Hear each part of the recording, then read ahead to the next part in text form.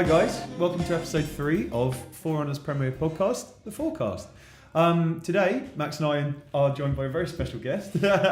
We've got Nick Summers. Not Ben. Not Ben. Yeah, Ben Ben's fucked off. replacement. This is Nick Summers from Engadget. Yeah, thanks for having me. Really appreciate it. Well, welcome. Nick, if you just want to kind of give us a bit of, tell us what you're about. What do you do for Engadget? What's your history with games? How are you doing? Yeah, I mean, as you just mentioned, I write for Engadget, which is mostly known as a technology site, but increasingly we've branched out into science, education, culture, and games, which is my forte and something that I'm really passionate about. So I'm lucky that, writing for that site, I get to do some games coverage too, sure. Which is, something that I'm really pleased to do. And, of course. I've just always been a big fan of games, you know. I guess if you want to know the backstory, please. Is it just a natural transition, or? I mean, I've always wanted to write about games, and so coming across to a site which does incorporate it has been perfect for me. I mean, we're of a similar age. Like a lot of my friends when I was a youngster, all started out with the Mega Drive. But I sort of came in just a little bit later. Like my parents I think wanted me to spend a lot of time outside and less time sort of indoors. But when they finally relented, I got a Sega Saturn as my first home console. Okay. Which was really interesting because about a month or two after I acquired this, the Saturn basically just nosedived, in popularity.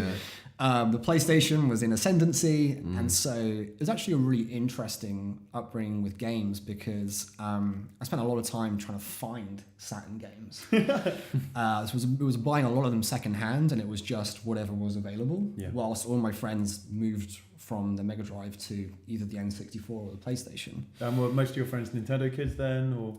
I mean, it was a split, to be honest. I mean, PlayStation clearly exploded, but I always had a subset of friends that had the N64 too, sort of stuck it out with that.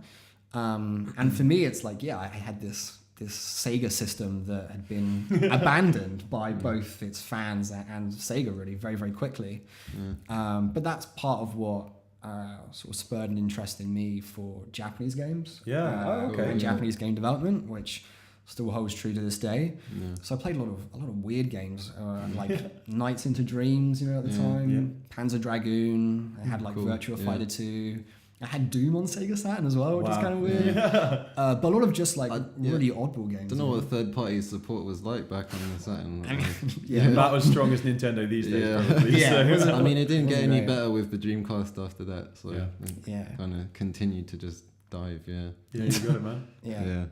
And no, that's cool. We've got another Sega kid in the room, so got to stick together, especially these days. Mega Drive. My first. But I mean, I love the Saturn because it was my first system. But looking back on it now, it's like, I appreciate what it was going through and why it was so rough for me to try and find games. And I was always that guy in the playground where everyone was like, "Wait, what do you own?" It's like, it's like, you don't play FIFA. It's like, no, I have International Victory Goal instead, which is like just really obscure Japanese titles. But I loved it, and that just passion for games extended through. I was always super big on the Nintendo handhelds, still am to this day. Good man. And it just continued and evolved really, and I've just always had a big passion for the medium. Cool. Well, we'll get to the NX in a bit probably. That's worth jumping into, I'm sure. But nice. Okay, man. And so yours was a Mega Drive. Mega Drive, when I was 5 years old. And is it right? Sonic 2 was your first? Yeah, I remember it was like a Christmas evening, and I was just over the moon. I was like, I couldn't believe what I think I got Sonic 2, and I got another cartridge which had 3 games bundled in one. It was some motorbike game and this game called Columns, I think. Columns. And I mean, Tetris, right? Yeah, pretty much. I didn't play that at all. I just played Sonic, but I was like, which is why I'm excited for Sonic Mania. And we'll get to that as well. Cool. Okay. Forerunner fact check, just coming quickly. We were talking about the Chinese room in the last episode, and big fan. Cool. Well, us too. And usually for the fact check's a bit longer, but just I was wondering what the Chinese room was actually all about. Obviously, as you said, they're based outside of Brighton. Then what's with the name? And I just pulled this up from the Internet Encyclopedia of Philosophy, very reputable source. But they were just saying that the Chinese room argument is a thought experiment of John Searle and associated derivation. It is one of the best known and widely accredited counters to claims of artificial intelligence. That is, to claims that computers do or at least can think. There you go. Interesting. It's all about AI. Yeah. Which I think kind of as we go, now that everything has integrated AI built into it in a way, I mean, it's only going to go further down that road, So Yeah, it kind of pertains to what they're doing as a studio as well, and kind of pushing back against, kind of a player's culpability in the environment they inhabit. So yeah, interesting way. Today I learned a bit of education. Did, start off the podcast. Cool. And so what we usually do, we just hop into what we've been playing. So Nick, is there anything you're allowed to talk about? Anything that's been ringing your bells recently? Or? Yeah, I've been playing 2 games mostly this week. One of which is Virginia. Okay. So that is a first-person adventure game, similar to Firewatch. I'd say is probably the closest game in regards to genre. A walking simulator, as well. As we call them. Yeah. Although one of the interesting mechanics that it has in it is that it incorporates jump cuts into the game. Oh. So it's very story-driven, and it means that say you're about to leave your flat and get into a car to go to work. You'll push the character towards the door, and then before you even reach the door, it'll jump cut to you being inside the car. Wow. It's the next scene. And that's a mechanic in order to try and give the game pace effectively to the story, rather than having all of the sort of monotonous bits that's involved with your sort of day-to-day life. Yeah. And it's a game that sort of picked up some attention because it's this almost a little bit Stranger Things style, kind of mystery with a little bit of sort of supernatural elements baked into it. Nice. You're an FBI detective, teamed up with your partner in order to investigate the disappearance of a kid. In Virginia, or is in Virginia? Is it a period in Virginia? Or is it? Yeah, so it's set in, I would say, the 80s, maybe the 90s. So a little bit dated. Yeah. All the PCs are very much sort of like huge monitors, all that kind of stuff. Nice. My impression of it is, I'm not really sure how I feel about it. So it's a very ambiguous game. Yeah. Another one of the big characteristics of it is that there's no dialogue. So the entire game is silent. It's all music based, and you're supposed to sort of interpret the scenes for yourself, what's happening. And a lot of it is, as I say, open to interpretation of how you're uncovering this mystery and what some of the scenes, how what's happening in front of you, and you're supposed to sort of second guess some of the visuals that are being thrown onto you. So the story itself, it's like, I'm not entirely sure what I make of it, and if you read online, tons of other people aren't sure what they make of it. And for that reason, it's very divisive, because some people love the story and feel like they've got a conclusion out of it that they really appreciate, whilst others are kind of just sort of stand back and say, I have no idea what I just played, and I have no idea what's just happened. Somewhat reminiscent of our Inside discussion last week. Yeah, we went in deep on Inside. So and I mean, I think in the age of the internet, don't hear that out of context. Hey, sorry, no, continue. I just think in the age of the internet, I think it's so cool that games really can encourage you to talk to your friends again. The whole thing. Like, I remember Miyamoto recently, he was talking about making the original Legend of Zelda. And when they said, this is too hard, no one's going to get it, pull it back, it actually made it harder. So people would actually go to their friends, people would draw these maps, people would kind of, have that conversation that you're talking about. So. Dark Souls effect. Yeah, exactly. It certainly provokes those sorts of discussions and that sort of sharing of information, saying, I spotted this, I think this red envelope means something, maybe that's a theme throughout, which we haven't quite touched upon, so there's a lot of that. Sparks a lot of that sort of debate, which if you're into that kind of thing, I think is very interesting. But if you want a more sort of clearly explained storyline, perhaps, you might find it a bit frustrating towards the end. But it's a genre that I'm pretty passionate about, is sort of these more narrative-driven games. Cool. Like Firewatch we were talking about earlier. And Everybody's Gone to the Rapture. These sorts of games, really appeal to me. So it's definitely in that sort of vein. Oh, we're on the same page then about walking simulators, for lack of a better phrase. But where are you on the argument between Firewatch and Gone Home? Like, which one do you think you prefer? Have you played both? Or? Yeah, I have played both, and I like both of them. I didn't know that was a thing. Is that a comparison that people? Well, that's make? the argument in my head. Can you only take one side? Well, the thing is, Firewatch is one of those games where I appreciate everything that it did, but I struggled with the pacing of it, maybe, and I struggled with the ultimate message and kind of them bringing it home ultimately. But I did still very much enjoy it. Whereas I actually The people I've talked to about Gone Home who preferred Firewatch because of its sense of scale and the urgency and the danger of it that Gone Home in some ways was lacking. I actually appreciated Gone Home's intimacy and the fact that you were just in a house, and I connected with that a lot more. Well, Firewatch has a much more direct way of storytelling, doesn't it? It's just these two people talking over walkie-talkie for the whole game pretty much, whereas Gone Home is much more environmental storytelling. So I guess, I don't know, that's probably the standout thing for me if I had to compare the two. And I think that's really exciting, like as you're saying, the way that these games, they're utilising filmic techniques even more so. So like you're saying with the jump cuts, and because it is such a new kind of genre in a lot of ways, the way it's telling these stories, it will be very exciting when it goes into VR and kind of what they can possibly learn from it. So it's really cool. Nice, man. Yeah. And how about you, Max? What you been? Nothing too much. I did finish off Deus Ex Mankind Divided, which I greatly enjoy. But I mean, I've talked about it a bit already. I don't know how much we want to go back into it. Well, what have you seen that we haven't talked about? Well, I don't want to get into spoiler territory. I mean, I guess I can just reiterate that I really appreciate the whole world building, level design, that kind of side of things. I think people had problems with the story feeling too much of like a setup to part 2, and there's a bit of controversy over like some content was perhaps pulled from the game to do for Square Enix maybe. But yeah, I mean, yeah, it was a great game. Probably one of my favorites of this year so far. Nice, man. Did you play it more stealth oriented or more full frontal assault? Guns blazing. I'm always a stealth guy in these kind of games. Yeah, I don't find it satisfying to go guns. As odd as that sounds, I don't find it satisfying to go guns blazing and have everyone know where I am. This kind of breaks the illusion a bit for me.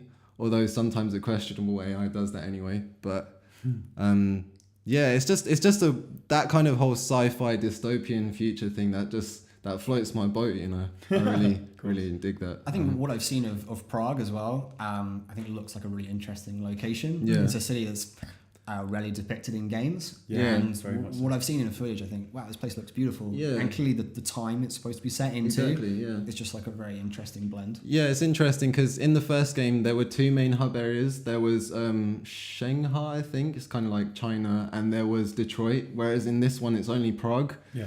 And that kind of sounds like a downside at first, but actually what that means is they were able to implement much more detail, much more complex. A richer world as a result. Yeah, much more complex level design and whatnot into it. So I mean, yeah, what's cool about it as well is that it changes throughout the course of the game as you go back there. So like the first time you go there, it'll be daytime, people doing different things. You go back there later and it's nighttime, things have changed.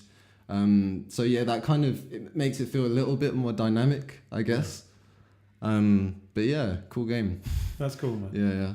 And I guess it's exciting as we get kind of further into, how complicated open world games are.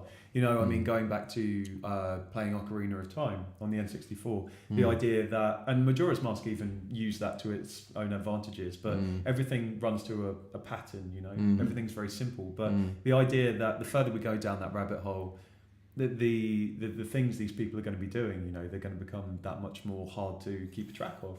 I think that's really exciting just because it makes the world feel that much more real, Yeah. I think it's interesting this year too that both Deus Ex and Dishonored 2 are coming out. Yeah. In very close proximity because they both have that similar sort of approach to the game. However you like, you can go stealth, you can go action oriented. I think there's a lot of sort of renewed interest in that genre. But I think it's cool because it's a really difficult game style to really nail down because it's just so much flexibility in regards to how the player can tackle problems. And it's interesting you mention open world because this is the kind of game that it benefits from. It is an open world, but it's a very condensed open world. It's very small and it just benefits a lot from that because like often in open world games you're kind of just following a dotted line and you're not really looking at what's around you. You're not really appreciating the world that much. And yeah, it just benefits from that. It's weird because there's the other side to it where the NPCs, they feel a bit robotic. It's kind of like in Skyrim where if you put a bucket over someone's head, they can look a bit ridiculous. But it's kind of just the limitations of the engine and it still has that. But yeah, I like that it's this condensed world and you can kind of get across it in like a matter of minutes and every kind of step you take, there's something to look at. It's not just space there for no reason. Sure, yeah. So yeah. Yeah, it's dense more often Yeah. than having to have scale. Yeah, dense rather than condensed, I should say. Yeah. And well, you guys let us know, like we were saying about it being based in Prague, where might you like to see other games be set that haven't necessarily been the case before?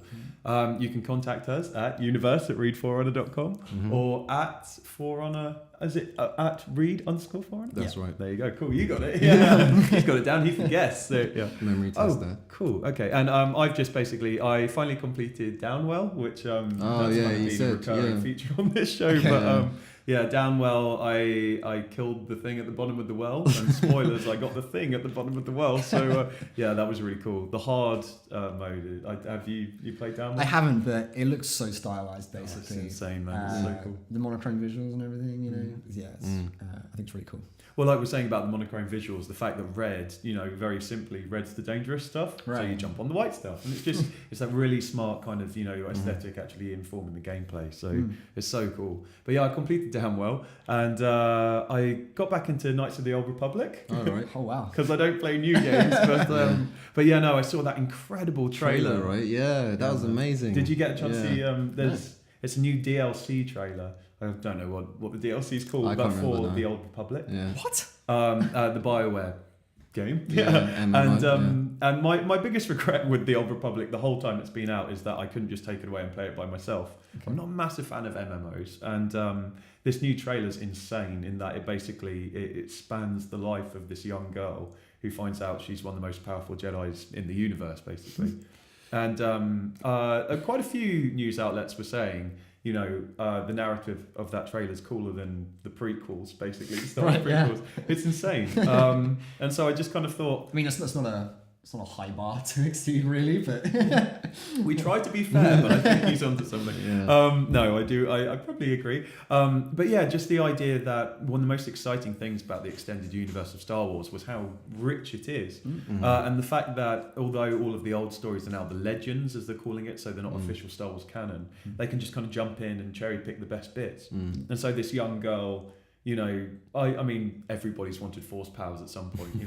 I think actually, Nick, that's a good question to ask you. When you were young, what was your fantasy world of choice? Like, mine was obviously Pokemon. I was like super like, oh, if that was real. But did you have a thing that every time you thought about it, you went Force powers? Yeah, or yeah. I mean, I was a big Star Wars fan growing up, but also I was the exact right age when Pokemon blew up too.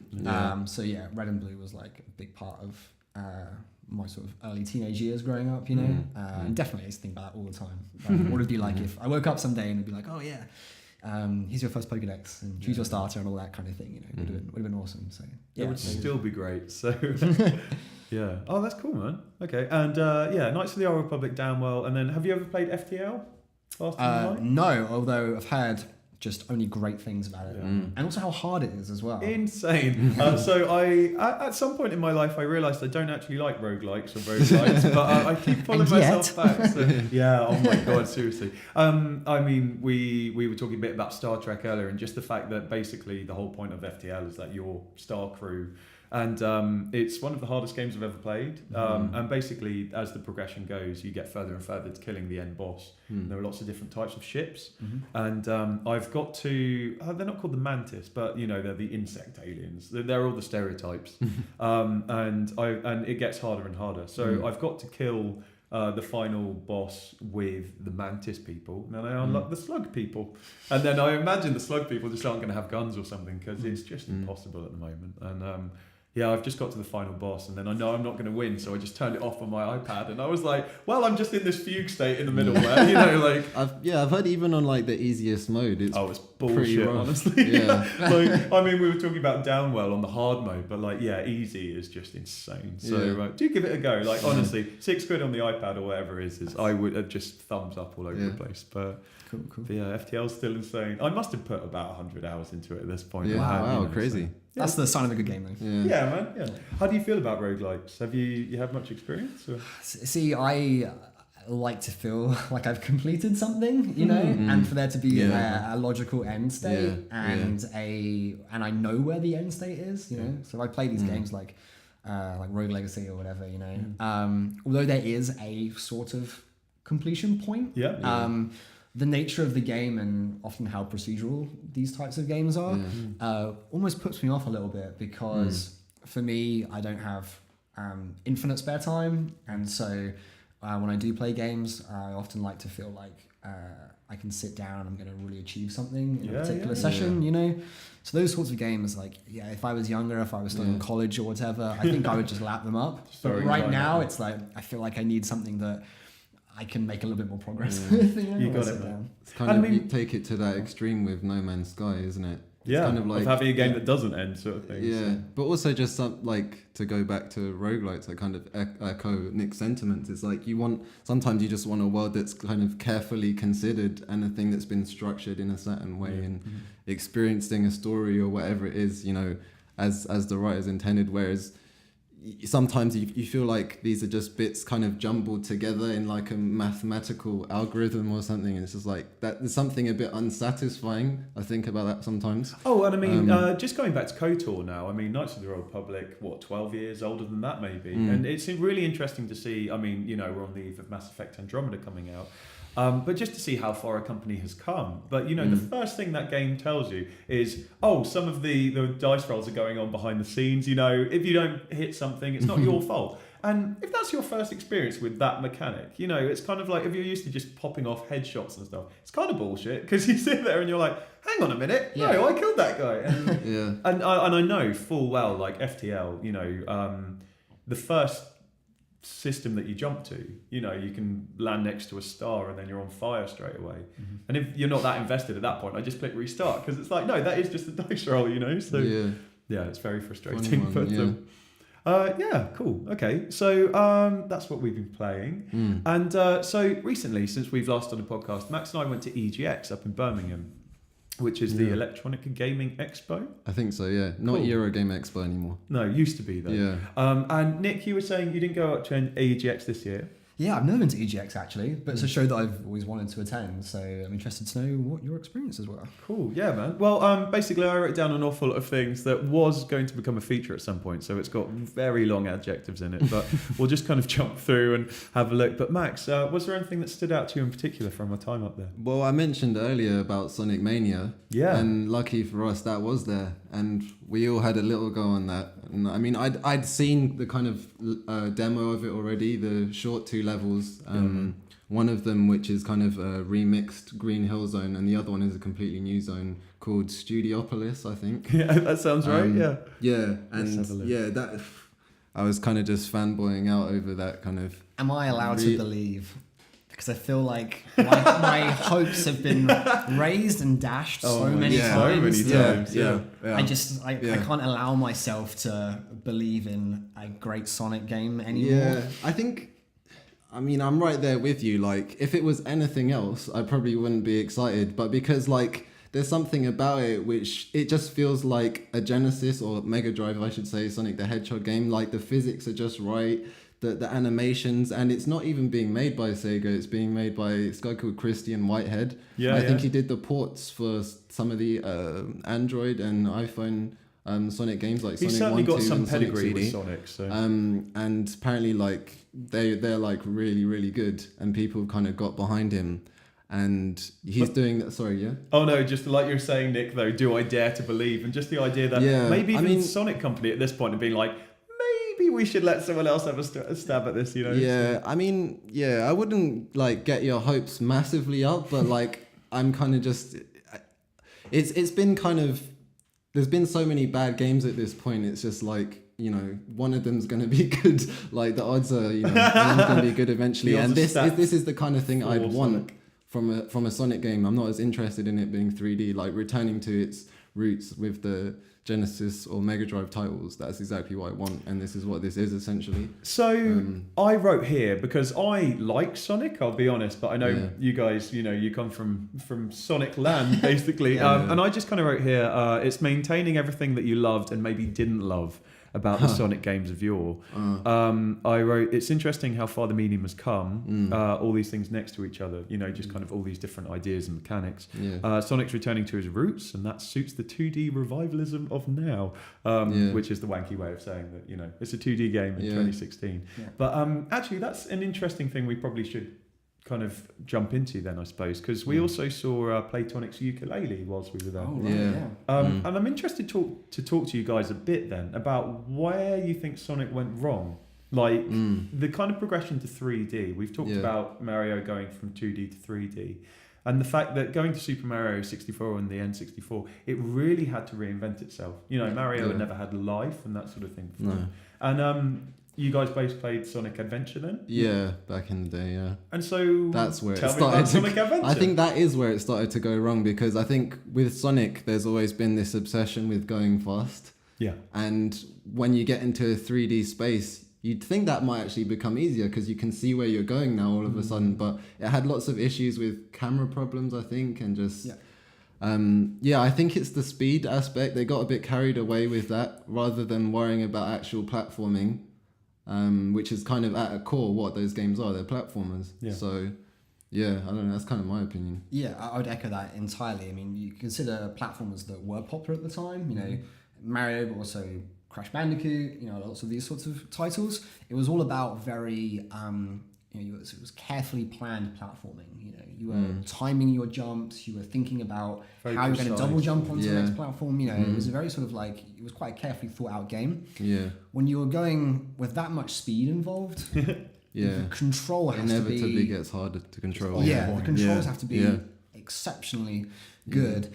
And the level design too has to match that. And because of the speed you're moving at, the levels clearly are larger too, or longer in order to accommodate that sort of exploration and that sort of speed, which I think was just always going to be very difficult, and still is very difficult to translate into a 3D platformer. Very much so, yeah. Still see that now. I mean, if you look at the more successful Sonic games on modern platforms, like Sonic Generations, for instance, what people like about those games often is the 2D levels, you know, which they're paired with. The 3D ones that are now more sort of on a, they're more kind of done on rails effectively. People sort of put up with them, and some of them are good, but I think it's the fact that they've married it again to a more 2D traditional Sonic platforming experience is what's made them great again, or made them better than previous games. Exactly. And that's what made it tough with Adventure 2. It was just trying to pare down some of that speed into a game that felt good. And a lot of the gameplay became automatic with like these speed boosters, and you know, having to run against the camera. You weren't actually playing a game as much anymore, because the thing with Sonic is he was kind of born out of a marketing response to Mario, you know, the whole edgy 90s blast processing with the Mega Drive and stuff. So it just goes back to what we were saying before about him being fast, and it's kind of riding on a novelty, you know, almost. And I think that's ultimately where it struggled. I mean, that's always been my problem with Sonic, is, you know, kind of that bullshit feeling when you just run into spikes and you're like, oh, okay, well, I didn't see those coming. And I remember years and years ago now, but when Sonic Advance was re-released for the N-Gage, and you know how preposterous that is, that it's a vertical screen, and then it's even less chance to see what's coming up. But I think Sonic's one of those interesting things where I do still think, you know, it does hold, it has some caliber today, and they could kind of bring it back. And from what I've seen, I mean, you know, you look at Shadow the Hedgehog or Sonic the Werewolf or whatever those ones are called, you kind of think, well, that's probably not going to be great. But Sonic Mania, because there is such a passion behind it, and you know, it's just basically HDifying the nice things about Sonic, and it does look cool. Studiopolis seemed like it might have been a bit too much of a deep dive for me. Okay. But what, if difficulty wise, or just how do you mean? Well, if I could just have a whole game of green hill zones, basically, I'd be thrilled. Because like the amount of games, you know, when you're a kid and you only get, not necessarily, you don't get past the first level, but you know, green zone I think is what stands out to people as much as the Mushroom Kingdom is the thing in Mario. Sure. That, you know, those first couple of levels where you're like, oh shit, Goombas, I know where I am, sort of thing. So. I hope it's great. My reservation is that I feel like we've been here before when episode 4 came out, I think it was called, you know? Which was, again, was supposed to be this 2D revival and ended up falling flat. So I hope this is the one where they have nailed that sort of that feeling again, the classic games. I think, it could easily crash and burn, but I'm cautiously optimistic that, you know, there's something there, like, you know. And it's being made by the right people. Yeah, and the people that clearly care about Sonic as well, which I think we can all agree that some of the Sonic games recently felt like they haven't been made by people that care about Sonic. But I have a question for the both of you then. Favourite Sonic game and favourite Sonic spin-off game? Okay, interesting. I've completely thrown this on both of them. So I think probably Sonic 3 and Knuckles on the Mega Drive.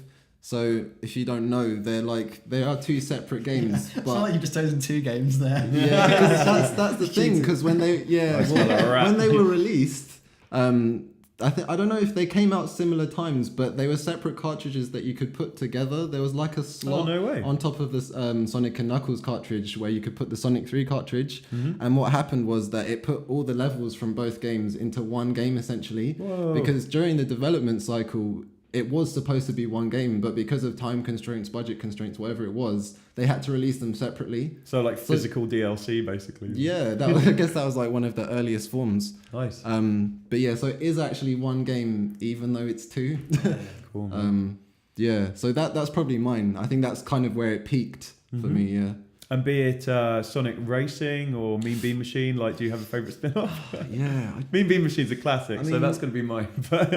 I don't know if you'd call this a spin-off, but I remember the Sonic Rush games on the DS. Yeah, man. Those are pretty cool. If you consider those a spin-off, then it's that thing with Nintendo handhelds, be it Castlevania or Sonic, they're always such fruitful grounds for like amazing games, but they're constrained to this tiny system. But we'll get back to Nintendo handhelds because I want to talk to Nick about them. But yeah, how about you, man? Favourite Sonic game? Yeah, I mean, I would have chosen one of the Genesis games, but in order to be different, one of the ones I would pick out is Sonic Rush, because it's a 2D platformer. Even though it was incredibly fast, it still seemed to have this sense of sort of so much style attached to it. Yeah. And part of that was the soundtrack, which is by a guy called, I hope I pronounced his name correctly, Hideki Naganuma. Nice, man. Oh, nice one. Who also did Jet Set Radio.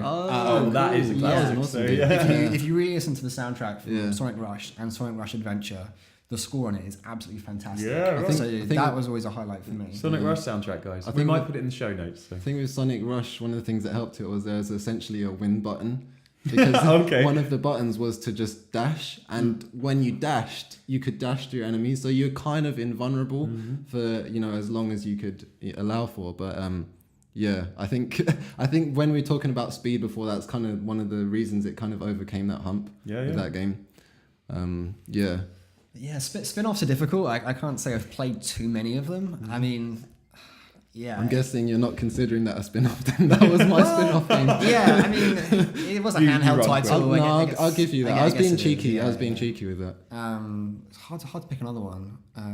I thought Sonic Heroes was okay. Yeah. Oh, I completely forgot the name of Sonic Heroes. Yeah. That was pretty cool. So this was, you played as 3 characters at once, effectively, and there were 3 different formations that you needed in order to progress through certain hurdles, speed, power, and flight. Yeah. And that dictated who was sort of at the front of your group. Yeah. I actually thought there were some okay ideas in that, and at some points they did. Keyword being okay. Yeah, they did incorporate those some slower sections in it, whereby you're gonna have to get into this sort of flight formation where it was 3 characters stacked on top of one another. Holding on to each other, aren't they? Yeah, and you sort of had to move up these carefully placed podiums before then returning back to a speed sort of V shape and sort of attacking these loop-de-loops again. And I mean, it was a mainline game technically, but I felt like that had some promise to it, more so than other gimmicks did in later games. And I think gimmick, I think you're onto the right,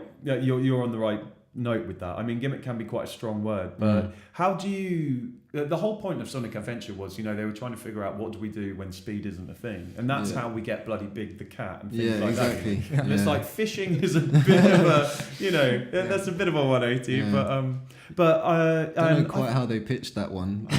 We want fishing in our Sonic game. So weird. But yeah, as we're saying about the Nintendo handhelds, obviously the Sonic Advance games, you guys can get hold of those. And I think it was called Sonic and the Dark Crystal, which was like we were talking about BioWare, sorry. I played that, and that was a Sonic RPG, which was unexpected. But, I mean, that was when I was kind of lapping up anything that BioWare were throwing. So it was pretty cool, for a licensed property thing. I haven't heard of that one. Yeah. And I think it was a DS game. It was cool though. And because I used to read Sonic the Comic back in the day. Yeah, and so did I.